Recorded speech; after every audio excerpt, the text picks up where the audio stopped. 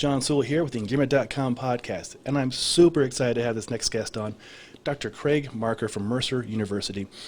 I have known of Craig's work for years, and I got to learn alongside him at my first SFG, and then in 2017 at SFG 1 in Denver. He's also in the Quick and the Dead. I'm on page 43, and he's on pages 44 through probably 200, because he did a lot of hard work with Pavel in that book. So we're going to have a lot to talk about HIRT versus HIIT, exposure therapy, training for life and anti-fragility, and just a lot of fun stuff. So this is a great episode. Dr. Craig Marker, thank you for being on the show. My pleasure, Sean. It's great to meet you. I mean, we've met before, but just to meet you in this type of format and to have this time to just sit and chat. So I've been looking forward to this for years. So Craig hosted the StrongFirst podcast, which was my favorite podcast. And I listen to every podcast at least twice and take notes. And like, it was a dream of mine to ever have a discussion with Craig, especially on a podcast, and I would never dream it would be like this today. So thank you. This is going to be a lot of fun. All right, where to start? So many things we can cover. So what got you into studying health and fitness? Well, first of all, I mean, it was maybe selfish reasons. I was always interested in bettering myself. I did a lot of research. My background is in psychology, but also in a lot of statistics. I have kind of a quantitative parallel path that I've taken. So I've done a lot with research, and I just remember some of my early research in statistics class, just bringing in nutrition articles and kind of reading about, what's this latest supplement, what's the research on it, and just trying to figure out if it's useful or not.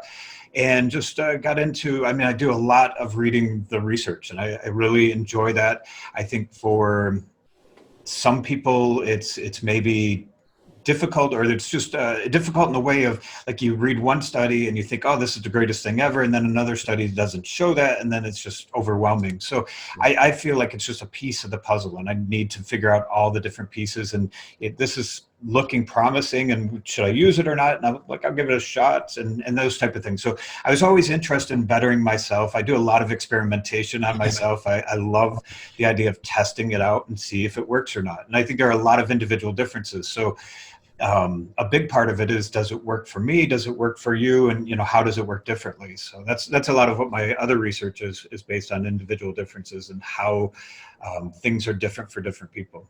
Oh, I love that. Your research is actually very easy to read too, on Breaking Muscle and on StrongFirst, and all your articles. They bring in, like, one of yours was about a little dose of poison, right? That was a great story about, like, exposure to things, exposure therapy.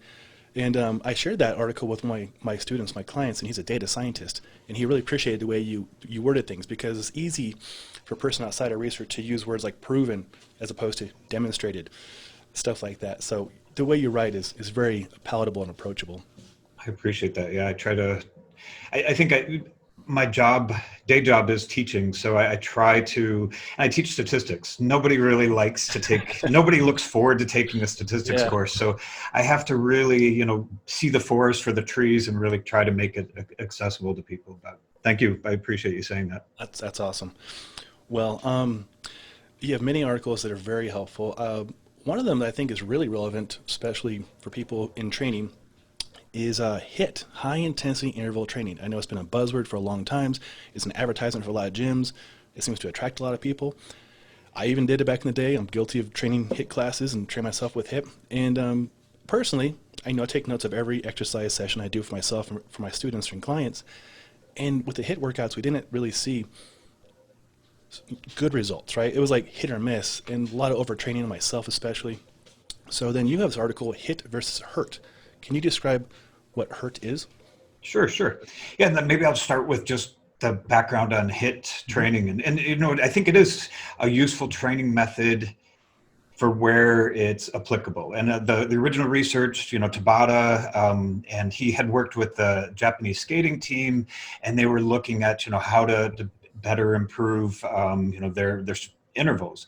And, he did these sprint intervals and 20 seconds on, 10 seconds off, and up to 8 rounds of that. So that's 4 minutes. If the 7th round, if you're starting to lose power, you don't do the 8th. So true HIIT is really, really difficult, because to give your full out effort for 20 seconds 10 seconds off is no rest period really. So that's a really tough thing to do. So I see a lot of applications that are called HIIT, and it's really not HIIT. You can't do HIIT for 30 minutes, no matter who you are. I don't think anybody can do HIIT truly for 30 minutes, but that's useful for about 30 days. And then, the research studies are looking at 4 weeks of HIIT and improved 5K times, improved endurance, all of these great effects. But I think the problem with it is if you go past 30 days, you're doing a lot of breakdown in the system, and your body adapts and then it stops adapting and starts breaking down. And I think that's the long-term part of HIIT isn't so useful. And I think that's where, I think it's good in doses, but not too much of it. So high intensity repeat training, that's really something Pavel has been pushing for years. I mean, in weightlifting even, he's talked about this: leave a little bit in the tank, leave a rep or two in the tank. And that's that same idea. You really push, and then your next set, you can perform the repeat part just as well as you did the set before. So you're trying to give yourself, it's basically, you're putting an all-out effort in, like HIIT, but you're giving yourself more rest so you can repeat it and do it again later.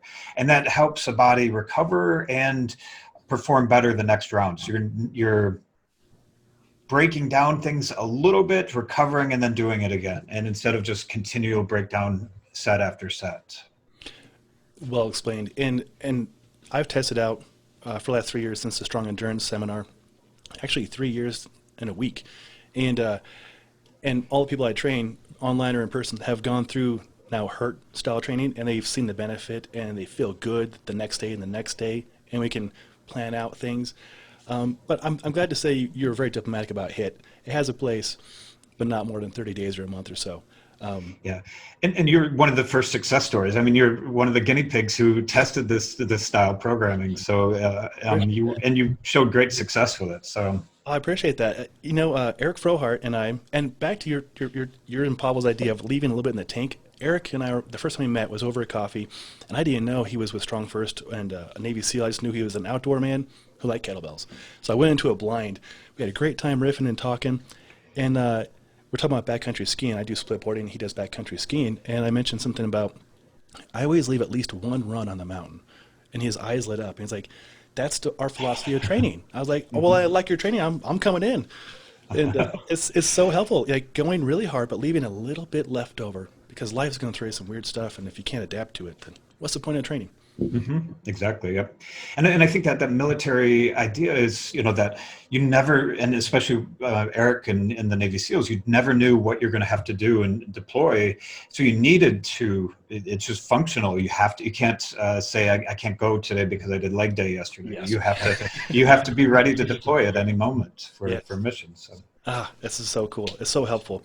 How did you do the research to find out what rest periods and what, exercise to rest ratios were in place? Like, how did that all develop? Well, I think a lot of, Pavel really is the most brilliant person I know, and he can really take some complicated literature and analyze it and kind of figure out what the best pattern is. And he does it more intuitively. He's reading a lot of the old Soviet literature, and the way they came about doing it was they look at a large group of people and figure out what worked best. Where we, in more Western science, we take a group of 12 people, try this one idea and see, does it work for this group of 12? So the Soviets were amazing of keeping logs of every practice session or every workout. I call it practice session, but every workout. And so there's a Medvedev, a year of Soviet weightlifting, and he goes through all the workouts and everything and analyze what are the best techniques. And that's what Pavel does, and he can read things. And so he was, coming at it from that idea. And then we just started playing with different protocols. So we had some that had more reps and longer rest intervals, some with shorter work intervals and shorter rest. And what we were finding different effects. And I think, we really have to get into the physiology of what's happening to figure out, what work to rest ratio. But they all have that same principle. You're going to push your body into an adaptive state, not too far where you're breaking it down, but it adapts and then it gets better later on. And some of those, some of those things are better for hypertrophy. Some of them are better for more endurance. Some are better for fat loss. So we were just playing with different plans and testing things out. So we're kind of he brought in the Soviet style, and then we were kind of testing them sort of Western style, where we're, doing small groups of testing. Oh, that's so cool. It's so cool because you gave me a program, 033C, and Matthew Flaherty as well, I believe, and he had great success with it too. And he's a father of two, and he applied it here in Steamboat Springs to on a very long bike race of 100 and some miles. And yeah, it's amazing because on paper you look at it and you wouldn't believe it, like all this extra rest. Why all the rest? But the science behind it is legit, and the application, more importantly, is real and realized. And real quick on that protocol, I mean, what's interesting about his results, it's a long bike race, and it's not anything related to kettlebells and sprints and kettlebells. So that's what's unique about it, is it brought those lasting effects, and maybe we don't know exactly what's happening, but created more mitochondria. His body could recover faster, and he had more endurance over a long-term race. So yeah, it had these really neat effects with it. Yeah, and for listeners and viewers, to give you an example of the differences in the training and the application, 15 seconds all out basically compared to several hours of high intensity. And it correlated, it paid off for him, for myself, for Eric Froher, for all the people who've gone through this program. So it's amazing stuff. Yeah. It was always fun to live vicariously through you all and see these amazing effects. Oh, happy to do so. And I believe he also said, like body composition wise, it changed his body composition quite a bit. So well, yeah, and to give you credit in the Quick and the Dead, your own success. Let's talk about that for a moment, because yours is amazing, and also a little bit of the science behind it, because you're going to mention probably like telomeres and stuff.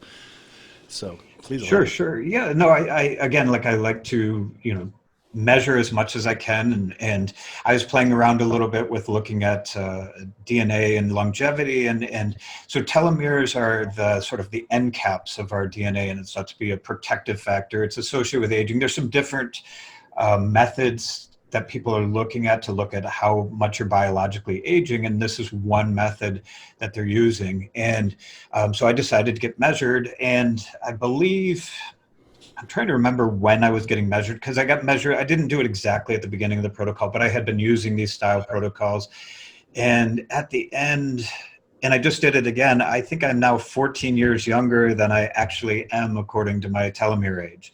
That's incredible.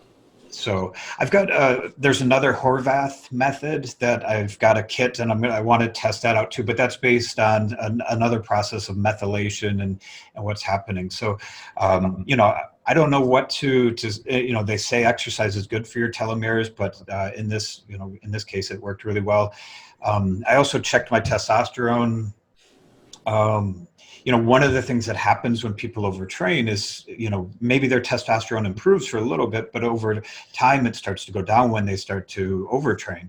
And my testosterone levels, and I forgot the numbers, I can look them up, but, my testosterone level actually went up too. So, I felt better, and those are some indicators that I was, actually doing better too. So. Oh, that's fantastic news. Yeah, and as a person over 40, male, I track my testosterone and hormone levels too, to make sure that I'm not overdoing it when things are moving forward. And yeah, it's very important stuff. There's a lot more things to play than just calories in, calories out, and exercise. Like, there's a lot of moving pieces. It's so fascinating. And speaking of things outside of the training, is there other things that you incorporate into your lifestyle that you feel help you with recovery and performance? Yeah, I mean, I'm always trying to stay healthy. I think part of it, as after getting over 40, is just staying healthy and being able to continually train. So I do things that are, probably my 20s was figuring out what isn't good for me, or was doing things that weren't good for me. 30s was figuring that out, and 40s is don't do that stuff anymore. But, trying to make sure, like, I have a good squat pattern, I have good mobility. I have a 2.5-year-old, so sleep is pretty good, but better than it was, but, it's still a challenge at times. But, trying to just make sure I have good recovery, eat well, and those type of things. But excellent. Yeah, I mean, taking care of yourself outside of the training is very important. And, talking with Eric again on our last hike. He was talking about breathing through the nose and breathing techniques in general. I mean, I've recently learned more about breathing, and obviously this weekend is a really big event that I really want to attend for breathing through StrongFirst.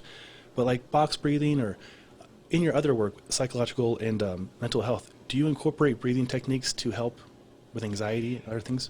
Yeah, Eric got me going on. Eric and Peter Lakatosh is really big on the breathing techniques, and they got me really thinking about it. And Pavel, I went to the first, second wind in Hungary, and the idea is we, just like with everything else, we can overindulge, and we're kind of used to having too much air. And I know you're up in Colorado, so it's maybe a little bit different. But for us lowlanders, I don't know if that's even a term, but I've got plenty of oxygen. I can breathe out my carbon dioxide.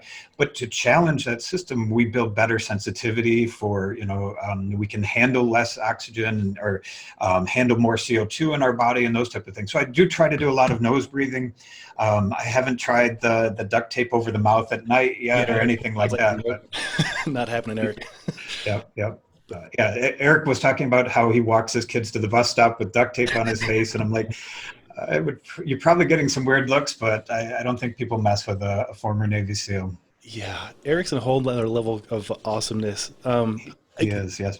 On that hike that we were on last time, it was probably about 8,000 feet elevation, and he breathed through his nose the whole time. His heart rate never got above 130, and he had 50 pounds of dumbbells and kettlebells in his backpack, just to give you guys a reference of Eric's level of, intensity. Yeah. And smart, is very wise about it. He gave me a lot of great advice, and I tried to use most of it except for the duct tape on the mouth. But he's at a whole nother level. So yeah. He's a great guy. Exposure therapy. So I know that one of your articles, a little bit of something is good for you. Let's talk about that. Like, what are some things you expose yourself to, hot or cold or other things that help you adapt? Yeah, and I think it goes right along with that high intensity repeat training, that, this idea that we push a little bit to our discomfort, we create an adaptive response. And when we have an adaptive response, it's not a linear response. It's we have this big response to little stressors.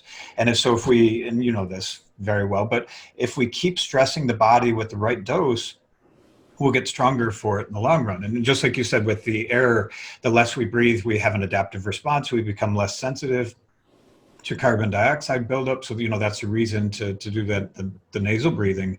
And it keeps his heart rate down and your heart rate down.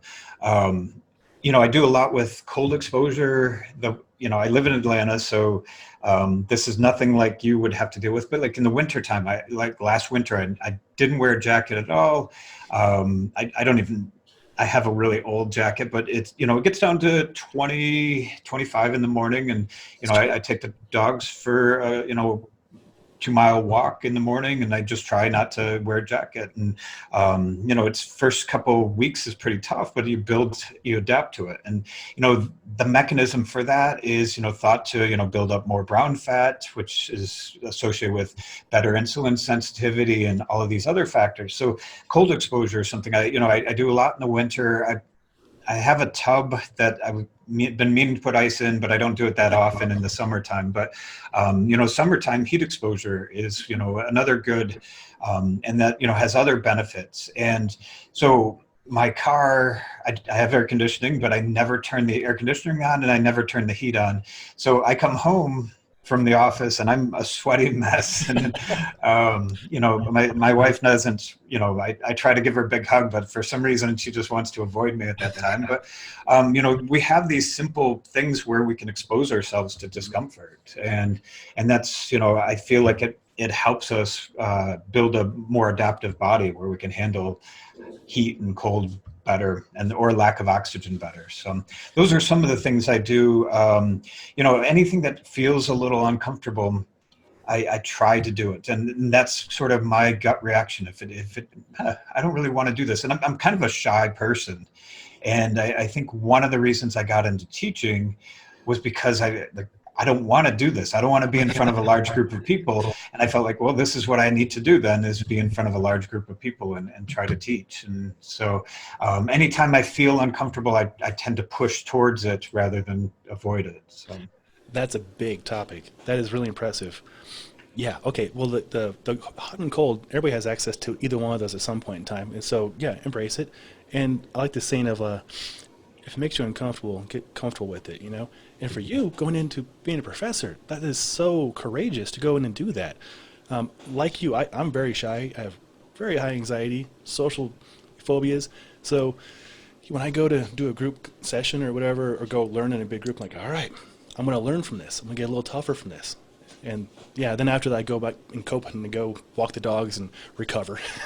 Yep, you need your recovery. Couldn't Yeah, do it all. Like, I'd have way too much cortisol if I did it all the time. But exactly. it feels great to push myself through those things. And that's some of the my psychology research is on anxiety disorders, and what we do is that sort of gradual exposure. We have people who are socially anxious, and we have them, do something that's uncomfortable. Just stand up in front of me and give a little speech, and then we go to the grocery store and have them stand outside the grocery store and like wave to people and say, hi, welcome to the grocery store. I hope you have a good shopping experience. Or there's oranges on sale, and we have them do like escalating activities where it becomes more and more difficult. Sometimes we have them lifting milk jugs in the store and like, I got to get my exercise in, or doing things that bother them. So trying to look weird or whatever it is that bothers them. And I've done many karaoke nights and things that, to really push people past their comfort zone. And if you can do those weird things and those extreme things, then the day-to-day just talking to somebody new is not a big deal anymore. And that's kind of the idea, is just like we do with our training, we train past what we want to do in practice. Like with your hunts or your hiking, you train pretty extreme with kettlebells. You're not actually having to do that explosive of work when you're hiking, but you can handle if you slip and you fall or trip up, because your body's can handle those type of things. So we do extreme things that the normal doesn't feel very difficult anymore. That is such good advice on a lot of levels. And I like your techniques for the anxiety. Those are great. And who doesn't want to be greeted at the store? Hey, oranges are on sale. It's a win-win. Exactly. That's great. The show Impractical Jokers, I don't know if you've seen that, but they just do things to each other and they play practical jokes. And that's a great source of ideas for people with social anxiety. And, one of the things we do is we have them go up to somebody and say, don't I know you? And just this idea of, having to talk to somebody and this person's like, no, I don't know you, and just get away from me. But they're having to deal with this sort of negative reaction to them. And, it makes them stronger in the long run. Like, I can handle anything if I can do those type of things. That is so cool and applicable. So anybody out there listening to this or watching this, you took some notes hopefully from Craig right there. You can go do this and expose yourself and adapt. Yep. And this isn't going to be helpful, but we do it also with people with OCD. And, so imagine somebody's afraid of germs. And I don't know how many times I've had my hand just sit in a toilet, public restroom in a toilet, because we're exposing that person, just if they can do that, they can live a life that's pretty normal, because they know they can survive. So we do extreme things with any type of anxiety disorder to help people get past it. So OCD is always interesting, because those are probably not as applicable to most people, but That's really fascinating. My whole family, they're all passed by now, but they had OCD and they're hoarders. And so I lived in a home where I had a lot of exposure to different mental abilities and disabilities. And it's very fascinating to me how people see the world, how they operate, and how they adapt. So I think it's all very applicable, very helpful. yeah, yep. And it's and I think part of the reason people have anxiety disorders is that they want to be safe. Hmm. And the more you're trying to be safe, the smaller your bubble gets. And, you're like, one time or two times it's fine. You don't push yourself and I'll be safe. And then, but the next time your bubble's a little bit smaller and a little bit smaller. And eventually, people come in for treatment when their bubble's so small that they can't, live anymore. And that's what we want to try to do, is just keep expanding the bubble and make them live a full life. So. Oh, that's great. That's great therapy practice. I like to hear that as opposed to just medication and that's it. Wow. Back to the breathing. Is there any particular breathing technique that helps with anxiety? And it's a lot of the same. So with people with panic disorder, and that's kind of the extreme of that physiological part of anxiety, the breathing, there's actually somebody that does just breathing type techniques and getting people less sensitive to the carbon dioxide. So a lot of the same breathing techniques, the nasal breathing is really helpful. Probably the simplest one that I have people do is just breathing down into the diaphragm. A lot of times, for people who just aren't used to any breathing exercises, they tend to breathe in the chest, and that just sort of short breaths don't really, kind of actually amplify the sympathetic response. Where if you breathe down into the diaphragm, breathing down where your stomach goes in and out, that brings about a parasympathetic response. And so your body slows down, and that's that's probably the simplest thing. Is Brett Jones always talks about crocodile breathing, and I think that might have come from Gray Cook. But laying on your stomach and just feeling your belly sort of breathe into the ground, and that's probably a really good practice for many people to reduce anxiety. Oh, that's great. I might do a video on that later today to share with people so they have an idea what that looks like, because it's a very good way to learn the proper way to breathe into a diaphragm. Yep. Yeah, you get that feedback from feeling your stomach on the ground. Yep. Yeah, and everybody has a ground somewhere, so anybody can do this. Exactly. Do you still track things like heart rate variability and resting heart rate and stuff like that? I do. I play around with that quite a bit. I kind of go back and forth, but I have a watch that measures my heart rate variability throughout the day. I had a mat on the bed, and that was kind of a neat thing. I could see where I wake up, and it would give me a recovery number. But the watch seems to be doing pretty much the same thing. So I like to track that, and when it gets at recovery, but heart rate variability is also kind of a proxy for your parasympathetic response, or we have the gas, the sympathetic response. And we also, if you've got a Lamborghini, you want a good braking system too. So you want that parasympathetic response. So HRV also measures that parasympathetic response, how good you can kind of gas and brake and maneuver. If I take that analogy as far as I can, but That was great. Well, like you, I bought my wife an Apple Watch for our anniversary, and I got myself one. It's great because we can help keep each other accountable, but also heart rate variability on there, which is great because it'll do it randomly. I'm like, oh, 20, I need to take some breaths and get it back up to the 93 or something. It's yeah, really good that's feedback. that's awesome. Yeah, yep. And I don't know about you, but I really enjoy when I'm trying to teach people about breathing. The box breath seems to be the simplest one to teach people. Either 4 seconds or up to 5 seconds. And do you use that at all in your practice? I do. Box breathing is kind of like you said. It's one of those things I can just pull out really quickly.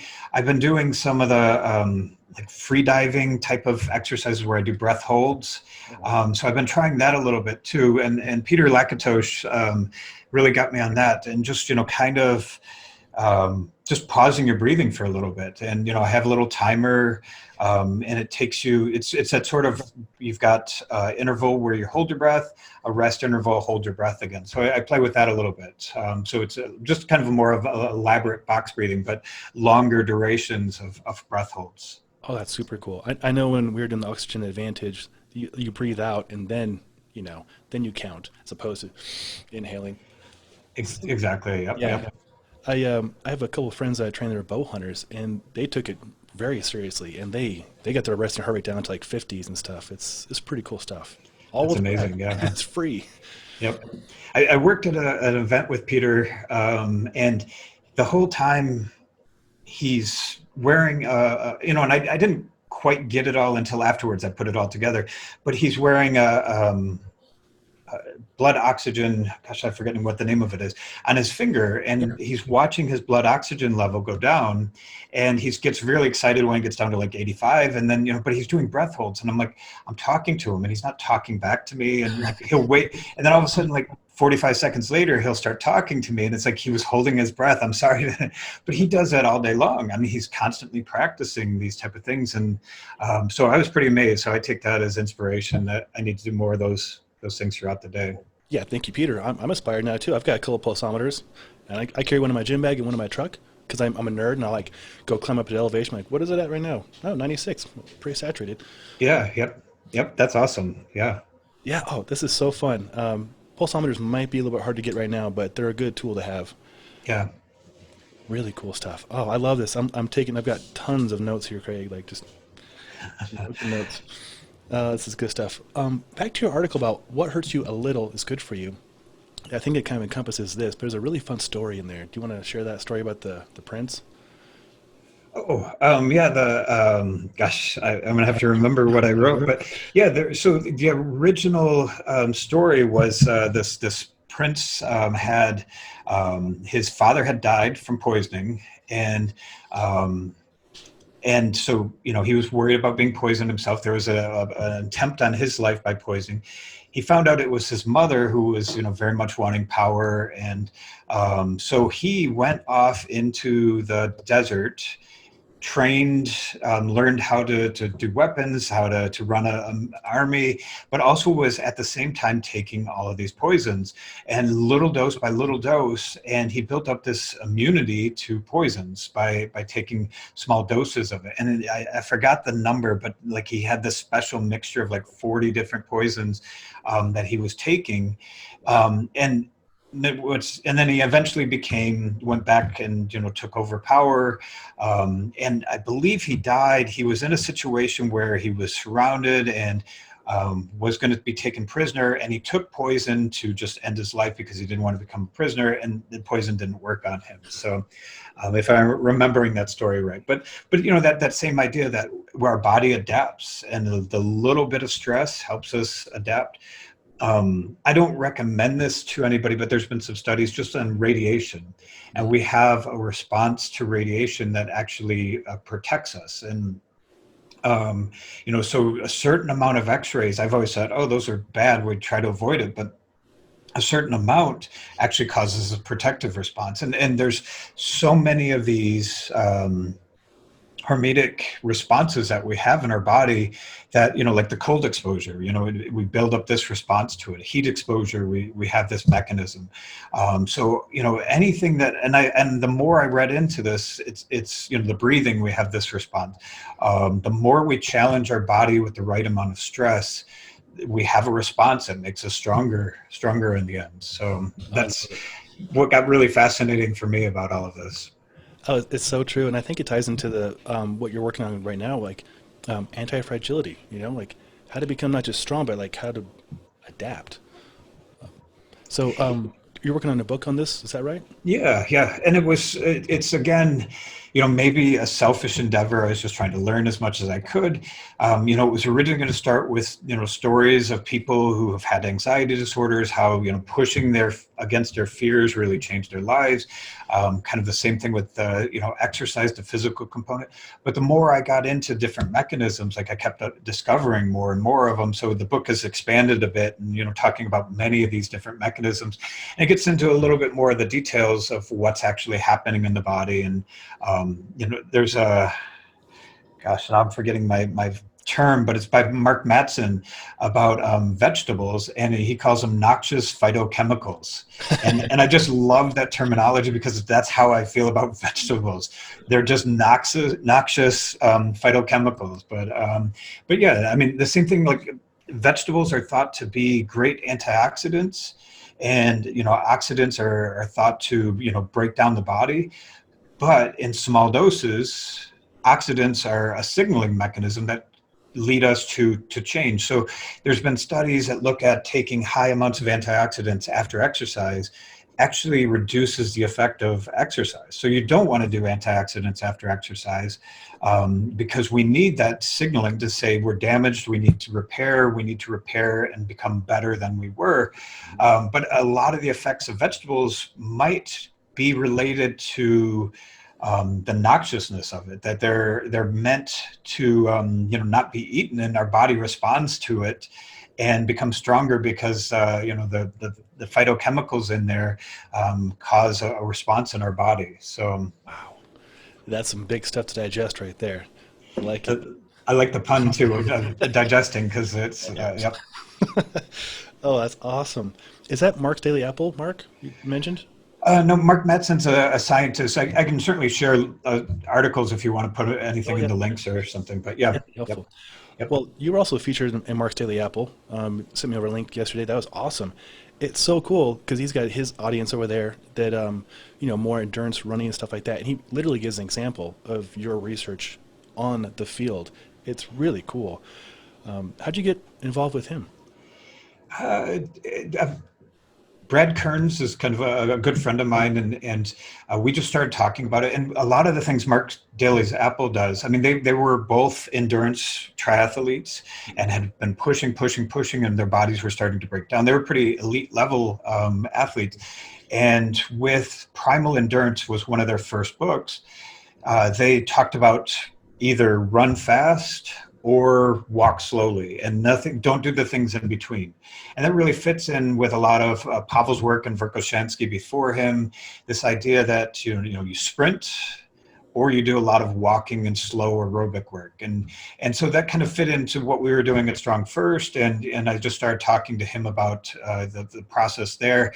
And, he was doing a lot of sprints, but he was doing a HIIT style with the short rest intervals, because and once you do a lot of endurance, you get kind of hungry for that feeling of acid and breaking down and things. You feel like you've accomplished something if at the end you're like flat out on the ground, worn out. And we just started talking about the same principles apply, where you need to recover at the end. You should feel like you can go do more after you finish. And so that's how I got involved with them. And they're just a really great group. I really like that sort of mindset that they have of just getting things back to simpler, more natural ways of doing things. Oh, I dig it. I appreciate that so much. And I think that helps encapsulate why people probably gravitate or have been doing HIIT, because they think that they should feel crushed after a workout. And I try and meet them halfway. I try and be curious. Say the person had a busy day at work and they want to go to a class or a session. They want to feel like they did something in that session. They want to feel it immediately, and they want to be sore for a day or two. HIIT, yeah, it's applicable there, right? But if a person really has goals past that day or past that week, training more intelligently is going to benefit not just the way they feel, but their health and wellness as well. So definitely so, yeah. And going back to that idea of, is HIIT all bad? Or, I think, and it's part of like the way that I train, like I'll do cycles of things. And once in a while, I think, and Pavel will say this too, is you need a competition. You need a short amount of time where, you're doing HIIT for, every once in a while, just to kind of burn out the system, to force it to adapt in an extreme manner. But then you need to recover, just like you don't do a max deadlift every time you try to lift, you'll do it every 6 weeks or so. And that's the same style, I think, with HIIT or those type of things. I need to do a snatch test every once in a while, even though, nobody likes to do a snatch test. Or some people maybe do, but statistics. Yeah, you're right. And I like that you guys have that into your philosophy as well. I train for life. Most people I train for are similar mindset, but it is nice sometimes to go in to do something and see how you feel and just have a suffer fest for a little bit. For example, I started training at a new gym a month ago, all SFGs and SFLs, great people, and they have a lot of tools I had never seen. So like a echo bike, like an assault bike, right?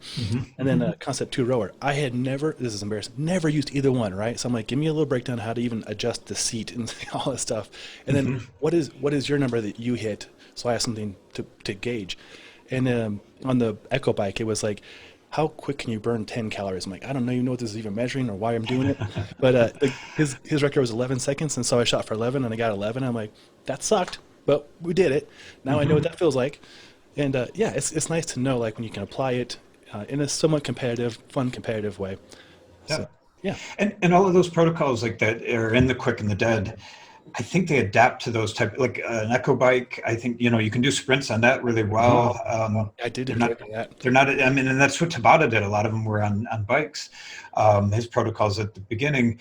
But the rower, like I do that. I got a rower too. And it just, the rower doesn't even have metrics that go in the short intervals really that we want to do, but I'll do, 20 seconds on, 40 seconds off, or, 45 seconds off. And it's hard. But yeah. Oh gosh.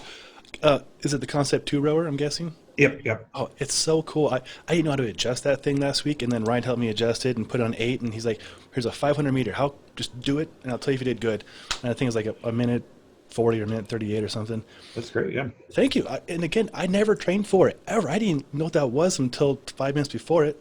Training the way that you and I have trained before to carry over, it's just right there. Yeah. And I like the rower quite a bit. Pavel and I were talking about what exercises could be alternatives for the 033. And I like the rower. It's like, to me, if you think about it, if you look at it, it's like a deadlift.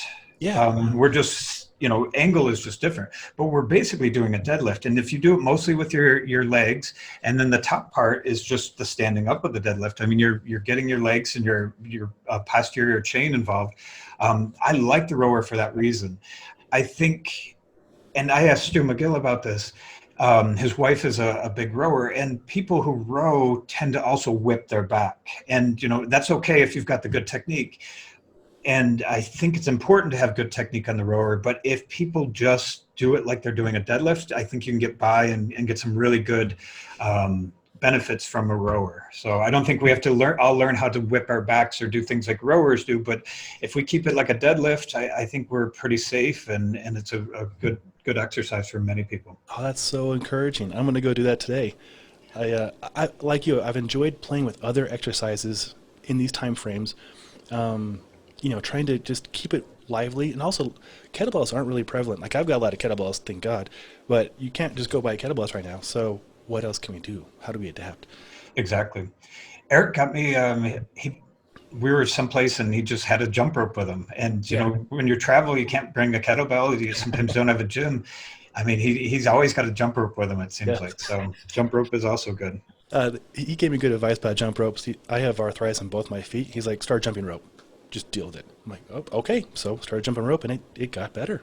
That's awesome. Yeah, adapt. This is so helpful. I've got so many good things to put in the show notes that people can benefit from immediately. Can I ask you how you're currently training yourself? As I mentioned, I kind of do some cycles of different things. So right now there's a hypertrophy plan that we came up with, and it gets a little bit acidic. So what I do is I do a set of 25 swings with the 48 kilogram. I feel a lot of burn in the posterior chain, but then I have 10 minutes of rest before the next set of 25. So in that 10 minutes, I'll do 3 sets of presses.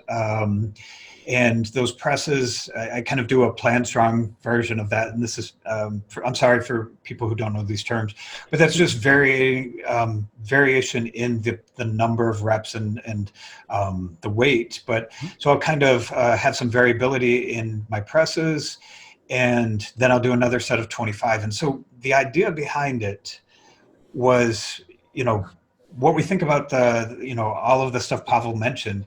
Usually we think we don't want any acid. Like, there's the A+A program, the lactic plus aerobic. And the idea is, don't get any of the glycolytic system working, that sort of middle system. And with 25 reps, you get the glycolytic system going. You feel the acid, you feel the burn. But the idea is, if you've got the burn, you've got 10 minutes to get the acid out of the system. There's some benefit to having acid in the system. And in this case, we think it's more hypertrophy. And, a lot of, the bodybuilder style reps are more reps, not 25, but, 10 to 12 reps. And you're getting a little bit acidic in the muscles when you do bodybuilder style reps. And that's kind of the idea with this program, is you get a little acid in the body. It's in the lower half, but then when you're doing presses, you've got a little bit of this buildup. And so I do 3 weeks of this, and then I'll go to like a 0.33. I might do a test of where I'm at. I always try these challenges.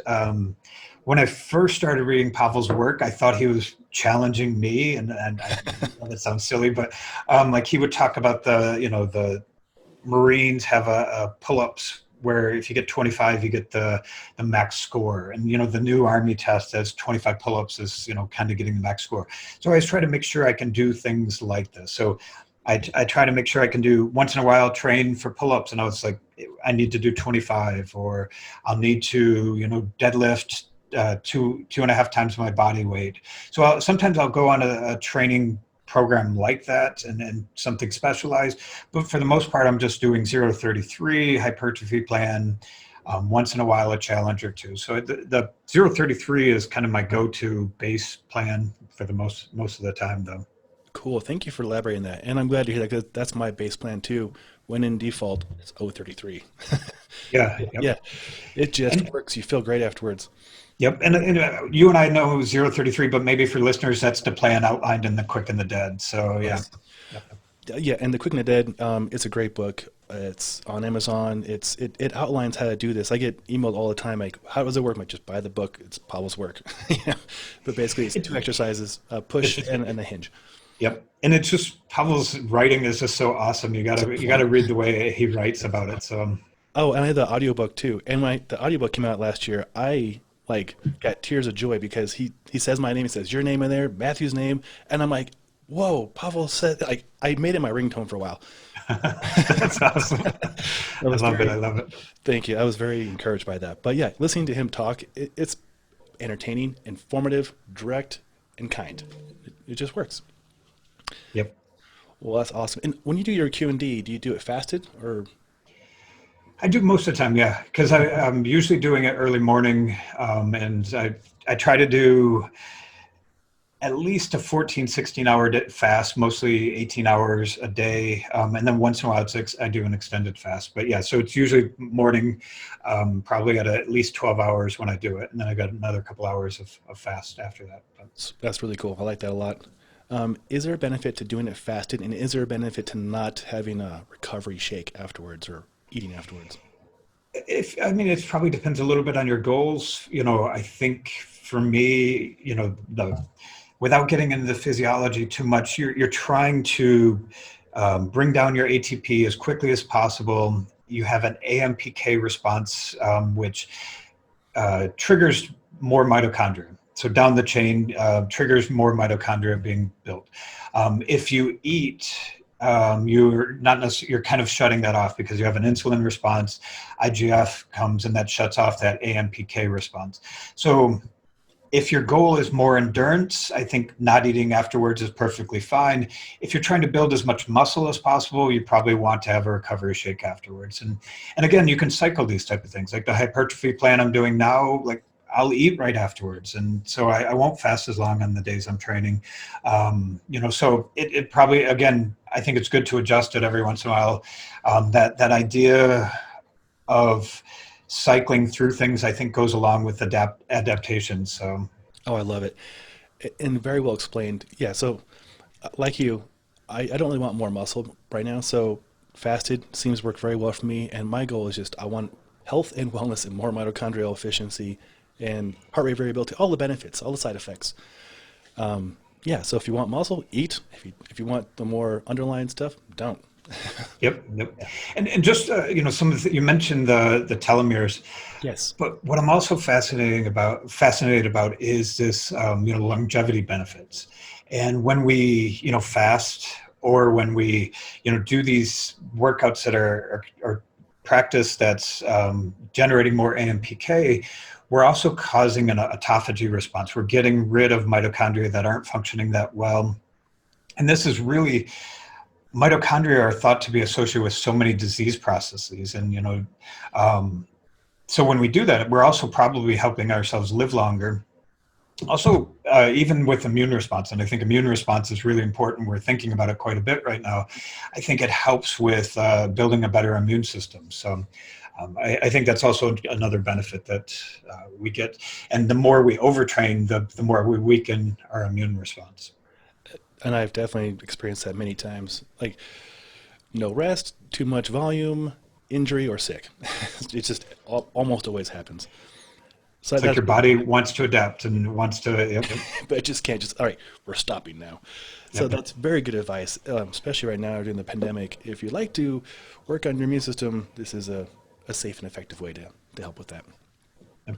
That's a very big takeaway for a lot of people. Oh, this has been amazing, Craig. Is there anything else you want to cover? I think you and I would love just to sit down and talk to you. We don't have to necessarily do a podcast. I mean, it's always great. We've always had really good email conversations. And so that's, and at a CERT, we don't get to talk like this as much. So I think we just need to sit down and talk more. I need to come up and see you when I can start traveling again. But Oh, I would love that, Craig. I always enjoy talking to you. I learn so much. We share notes, and you get me very inspired. My mirror right here is all A and 033, 044 notes on my mirror right here. So you've been very helpful in my life, and I really appreciate it. And well, and again, I'm not going to take any credit for it because I mean, Pavel is really the brilliant man behind all these ideas, and Verkhoshansky and other people he's pulling from too. I mean, I just got to ride the wave of this, so I'm just glad to be part of it. Oh, you're very humble, and I appreciate that about you. I'm going to have links to you and your upcoming book when it comes out. I'll update this show notes so people can get your book on anti-fragility. Dr. Craig Marker, thank you so much for your time. I appreciate being on the podcast. My pleasure, Sean. Awesome. And to listeners and viewers out there, I'm going to put notes out here on how you can learn more about Craig's work. He's got several very well written articles, so I'll have that in the show notes. And until next time, take care.